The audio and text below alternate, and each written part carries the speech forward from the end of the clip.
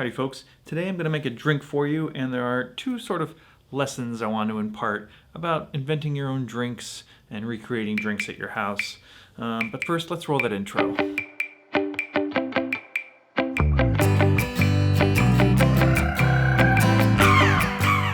This drink is called Chasing the Sun. It's on the menu at work. My boss Cody and I kind of concocted it together. Mostly it was Cody, I just helped a little bit. And it features Sasparilla tea infused Bianco vermouth. Now, what I want to point out is that if you're trying to get the flavor of a tea into your cocktail, sometimes you're better off not making a syrup, but infusing either the base spirit or one of the other ingredients with the tea. This is because a lot of teas, especially herbal teas and green teas, don't pack a ton of flavor, and if you're trying to get that flavor into a syrup, by the time you get enough of the tea flavor into the cocktail, you've added too much sugar and it's too sweet. So adding the tea flavor to, say, the vermouth will give you the tea flavor and the vermouth flavor at the same time without adding any extra volume and no additional sweetness. Now, this drink that we're making today came about because we were messing about with tequila martinis, and one particular combination of tequila and vermouth made Cody think about root beer. It tasted like root beer,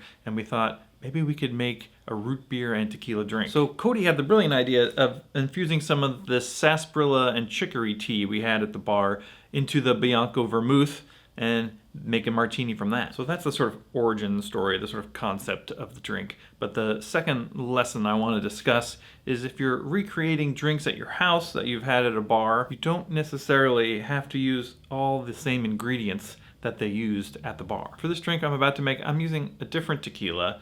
I'm using a different tea infused into a different brand of vermouth. I'm using different bitters, and I've got a different garnish. It's still gonna be a really good drink. Now, the original drink called for infusing Carpano Bianco with a sort of chicory sarsaparilla tea that was custom blended for the bar by a local tea company. So I can't get that tea at the store, and I didn't feel like stealing it from work. So I got a different tea that's also got sarsaparilla in it, but it also has turmeric and some other stuff.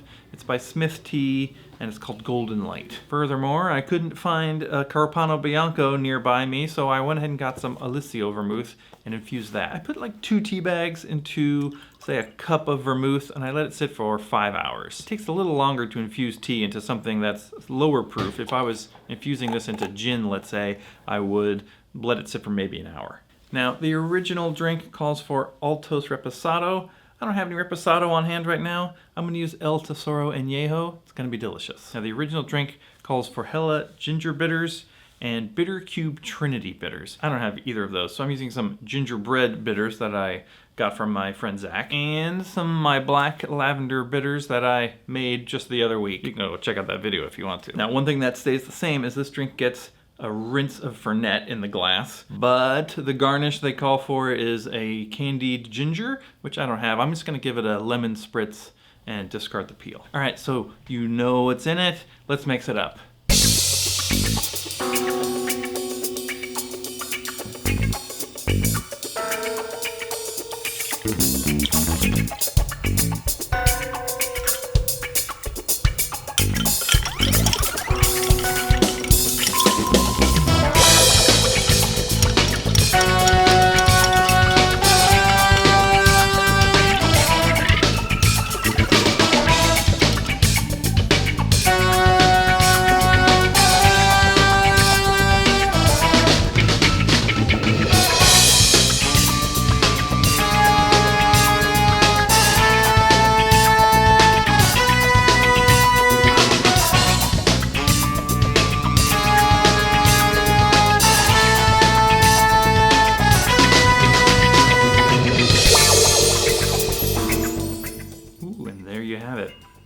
Chasing the Sun.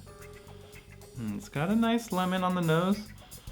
I definitely get some of the turmeric and the sarsaparilla from the tea. Pretty good. And a bit of that tequila note. Okay, there's no sugar in this drink, but it's sweet enough. It tastes sweet. The sarsaparilla gives it like a little bit of a sweet flavor. The Fernet's got some sugar, but adds like a sort of bitter aftertaste to the drink. It gives you on a nice journey from like sort of turmeric sarsaparilla into like a tequila base and then like a Fernet aftertaste. This is delicious. I really like this drink. It's like a boozy tequila and root beer. It's hard to describe. It's sort of not like other drinks I've had, but I really, really enjoy it. It's right up my alley. Boozy and a little bit weird, so that's for me. All right, I guess that's it. Hopefully that was fun or informative. If you have any questions, leave them down in the comments. I will get to them as soon as I can. I'm actually out of town this week. But thanks for watching. Don't forget to like and subscribe. We'll see you next time.